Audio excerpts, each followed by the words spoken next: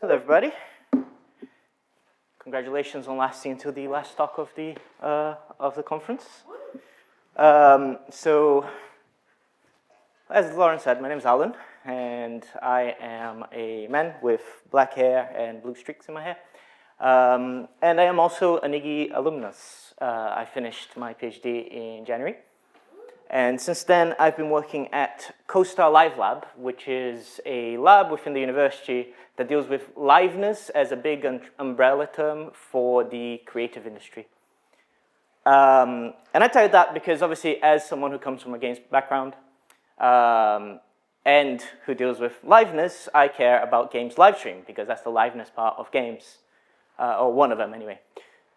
And when I started my role, I wanted to look on game live streams. I wanted to understand success.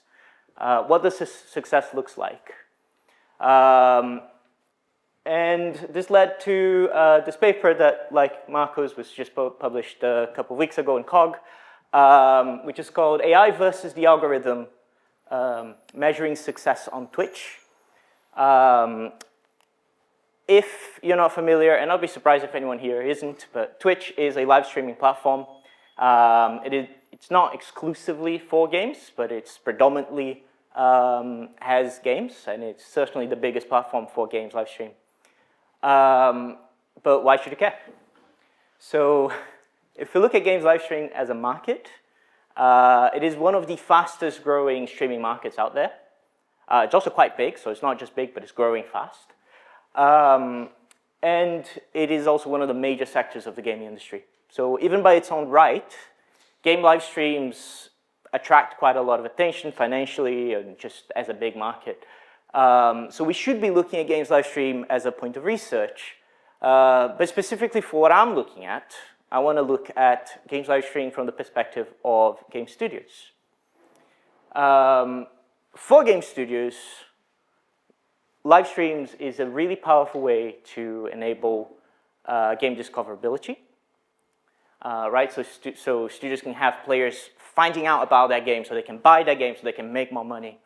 But not only that, it's also a really powerful tool to incorporating a player base into your game, right? It's an excellent tool for community management, community building, making sure that you can get players' feedback so you can incorporate that to how you continue developing your games, do sequels for your game, so on and so forth. And then at this point, you might say, cool, games live stream is important, so what? Why did you do what you did? Why is measuring success important, and why should I care about doing that on Twitch? And again, I take you back to studios, right? Studios, and especially smaller studios, often lack the time to do anything because they're kind of busy making their games and debugging their games. And that's quite a lot of work. But they also may lack the expertise, the data literacy they need to make sense of the really complicated and messy data. So for example, you could look at websites like Twitch Tracks. It has a lot of data about games, how they perform on Twitch, channels. There's a lot of different features. There's a lot of different ways that we measure things, and it can be quite overwhelming for them that don't have the time and sometimes even the expertise to parse through it and make sense of it. And not only that, understanding the difference between short-term success and long-term success can be quite difficult, but you can draw very different inferences from the way your game is performing. And it's not like you can just compare how your game is doing with another, because games are very different. Even games from the same genre, even games that are very similar in nature, they will perform very differently on Twitch, and they will mean different things for those studios. So it's really important that we understand what success looks like and what can we learn from those successes. And the solution that I propose on this paper is to use K-Maxoid, which is a form of clustering, clustering that use archetypes. So it's an archetypal-based clustering. And the idea is that that makes it an intuitive way, digestible way to profile success. Why do I say that? What makes archetypes intuitive? And you may not be familiar with the word archetypes or the concept of archetypes, but It is a way of categorizing groups based on the most extreme versions of that group. And what's intuitive about it is that us as humans, we tend to think about groups in archetypal ways already. Here's an example from games. We can have an RPG that you can have a character and you can specialize in either strength, intelligence, or agility, just to simplify things, right? And I can say there's a warrior archetype. What is that warrior archetype? Well, that's the one that has all strength, 100% strength, 0 agility, 0 intelligence. This is the warrior. Big guy with big sword, hit things, no magic, no speed. That's it, right?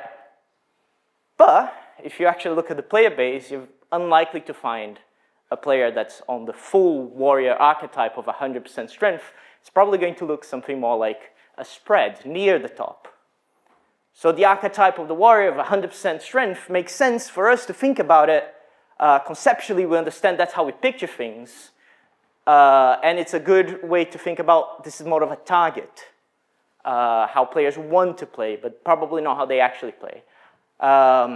And of course, this works both ways, right? If I say there's another archetype that's 100% on intelligence, and then I ask you to guess what the archetype is, you're probably going to guess is a mage, a wizard, or something like that. Insert your preferred magic class here. And you'll be right? That is sort of conceptually, archetypes make a lot of sense. They're quite intuitive. But we need to get there. How do we make archetypes a success? First, we need some data. So I went on Kaggle, and I found this really, really nice data set. So this isn't mine. Anyone can go and find it. That has the top 200 games as categories on Twitch for the month. For every month, all the way from January 2016 to, I believe, September 2024, which is just shy of 9 years worth of data. So that's how the games perform that month in terms of their rank, as well as a bunch of other features. I'm not going to go through all of them, but there's a lot of data about how they perform, not just the rank.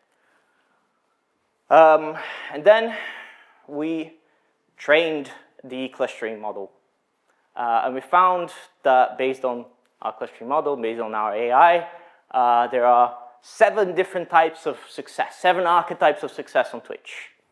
I am not going to explain all of them because we don't have time for that. So for now, let's just pretend that we went through and you all understand it and it makes sense, and that's great. And let's move on to, cool, what now? How do we use this? Like, how is this helpful? And let me present to you a case study of one of my favorite games of all time, Slay the Spire. And this is a really cool case study, not just because I like the game, but also because you can actually see many blog posts, many resources where the developers explain how they optimize their game for streamability. They purposely designed the game so it would be fun to watch on Twitch, fun to watch on live streams. And then what I did was I took all the data I had from Slay the Spire, and then I saw on a year-by-year basis, because the archetypes take 12 months to classify the success, so we'll look at the year performance.